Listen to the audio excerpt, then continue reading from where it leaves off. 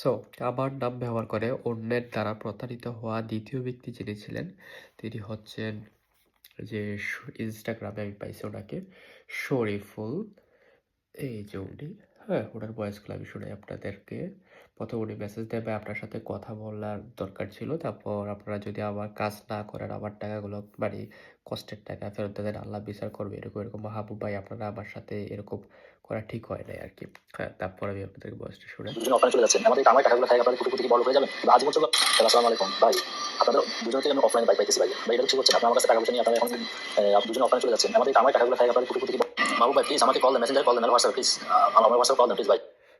কিন্তু অথচ ওনার সাথে আমার আগে কখনো কোনো পরিচয় বা কোনো কথা বা কোনো কিছুতে ডিল বা কিচ্ছুতে কোনো কন্ট্যাক্ট কোনো কিছু হয় নাই। ধরা খাওয়ার পরে বা টাকা আটকানোর পরে বা ওই যে যার সাথে তার কথা হয়েছে যে ফেক মানুষের সাথে, তো ওনার সাথে ইয়া হওয়ার পরে তারপর আমার রিয়েল আইডিতে আমার ইনস্টাগ্রামে সেটা করে এবং কি ফেসবুক পেজও ইনবক্সে মেসেজ করে রাখছে। তো ওখানে অনেক মেসেজ, ওখানে এতটা রেসপন্স করা হয় নাই। তো একটু আগে পাইছি আরকি। তো ইনস্টাগ্রামে তো এখানে যেয়ে ওনাকে পাইছি আরকি। তো এখানে আপনার টোটাল পরে যা বিস্তারিত উনার কাছ থেকে জানতে পারি আরকি। তো সেম একটাই কথা, আমি জানি না আরো কার সাথে এরকমটা হচ্ছে বা এখনো বুইঝা উঠতে পারে নাই আরকি। আর কে সেই আজিজ পোল্যান্ডে থাকে আরকি। পোল্যান্ডে নাম্বার ব্যবহার করে।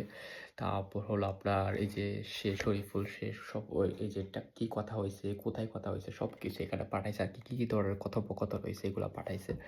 তারপর দেখলাম। তারপর তার সাথে বিস্তারিত কথা হলো আরকি। তো কষ্ট একটাই যে কেনই বা লেনদেন করার আগে আমার সাথে অরিজিনাল আইডিতে আমার সাথে যদি যোগাযোগ করতো তাহলে হয়তোবা তারা এই বিপদে পড়তে হতো না আরকি। জানি না কি হবে বা এটার শেষ কোথায় বা তারা কি করবে আমি জানি না আরকি।